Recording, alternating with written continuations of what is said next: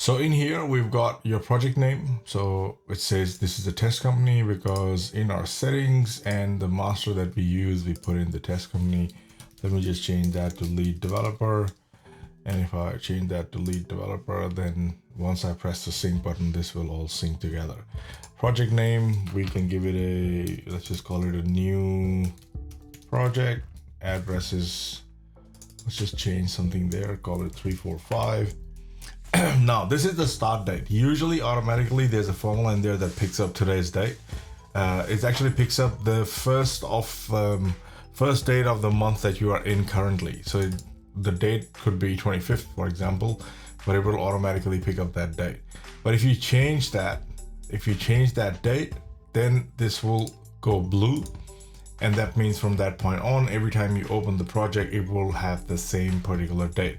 So I strongly recommend that you change this date so that next time when you open the project, this date stays the way it is. Now, you don't have to select the first of the month. You can pick up any date. For example, I can go in and pick up February, but let's just say I pick 7th of January. And now that date is changed. And when I press the sync button, you'll see that this will, as you see that this has gone blue, that means this is now a text field and it has been changed once, so it will now remain on that date forever. This is because otherwise, if you don't change this date and you open the same feasibility the following month, this month would have moved to the first of the next month whenever you're opening this sheet. So that is important that you change that. And once I change that, doesn't matter, it's automatically picked it up, but this is now frozen. I mean, I can go back and change it, that's not a problem, but every time you open it, it'll be a fixed date of what you had selected at this point. Then we have description and project start. So this is very simple. Land value including GST if applicable. Now it is showing up GST because we selected GST. If this was not applicable, then then it'll just show that it's not applicable. Then you don't have to worry about it. So including GST if applicable. So if you say there's no GST on land, just say no and put that in here. But if you say yes, then this is what it is going to assume, that this 7 million includes the GST value.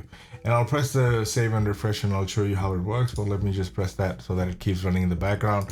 And if your land has a margin scheme, now margin scheme, when you selected yes with GST, that does not apply, and in most places this will not apply, so you don't have to worry about it. You'll see that you've put in that and it'll automatically take out the GST and use the land value excluding GST in that scenario, especially if it's a commercial property.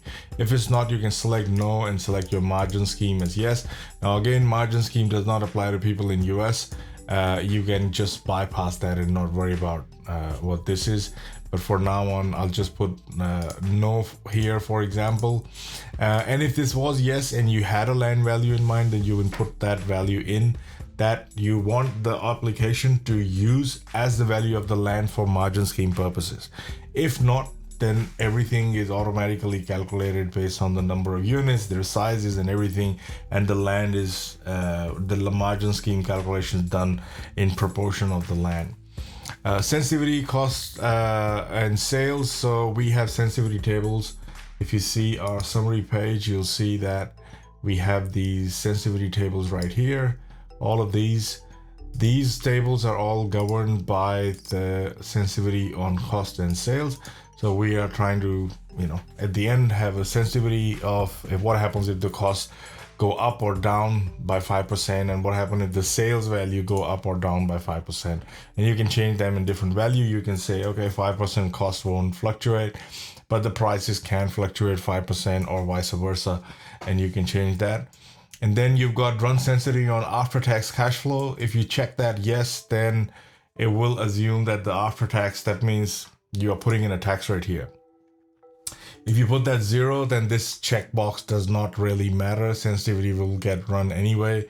But if you say run sensitivity on, if you check that off, then it will run sensitivity on the cash flows before the tax kicks in.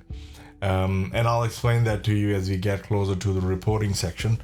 and then you'll be able to see, but this is what it is actually controlling it. Project start, these are all gray and black fields. You see that you don't have to do anything with them. That is just telling you that based on the timeline that you will select in project planner, you got a duration of 162. We add 2 more months to it so that the project is spanned out completely. So now we do that to show you that the maximum duration allowed is 240 months. The feasibility can go up to 240 months, which is 20 years. If your project planner, you put 500 over here, that means there's something, a red light would pop up here telling you that, hey, this can't go over 240 months. So this is a maximum of 240 months here. Then you got different benchmarks, and these are what we use for different calculations. So MARR stands for a minimum acceptable rate of return or discount rate. So you can put that in there. Target margin, target yield on cost. If you have a target yield on cost, you can put that there, because these metrics are different because we are going to lease everything out after the end of the development, or sell some and at least have something to lease out at the end of the development. Tax rate, if you put in 30% in there, that'll be there. Target IRR, we use target margin and target IRR to calculate residual land value, and you can have both values here. So under summary, you'll see at the bottom we have a land value based on target margin and the target IRR based on that. Right now it shows negative because we haven't put in any inputs, and we're just going through the sheet as we go. And then you got a market cap rate that is used to calculate the development spread. Remember, we talked about the development spread here. So that is used to calculate the what is the market cap right now, because you have to calculate a reversion value, and based on that, you need a market cap to be able to do that. Now, if you don't know what these things are, don't panic. You don't have to worry about anything, because if you go into Edge, and under Edge, you've got access to it, you'll see that there's a thing called decision metrics. Now, this is not available publicly. So if I was to open this publicly, you'll see that you have to be signed in. You have to be signed in or having a trial at least, or I think you have to have a paid subscription to be able to access it. It automatically pops up in your account. So if I was to open this up, you'll see that none of this is public. This is stuff that for people who subscribe to it, they can go in there, click on decision metrics, and any metric that we have used, all the different metrics we have used have been explained here in very, very simple language. And not just that, I mean, if you click on something like this, it'll also show you interest coverage ratio, for example, what is the difference between DCR and ICR, what it is, and why do these ratios matter. Things like I have tried not to bore everybody with theory, and I've tried to give you reasons in layman language what that number means for you as a decision maker and as a developer when you are making all the decisions. So for example, property value, all-in basis, what it actually means. It explains everything. What is AUM in cash flow distribution, assets under management, or things like that. So everything that we have used, every little metric that we have used, target discount rate. So this is what this is. We have a target discount rate, which is right here. Where are we using it? What do we do with it? So if you go in there, it'll show you what the formula is, what it does. And when my target are influence discount rate, or relationship between NPV and IRR and things like that.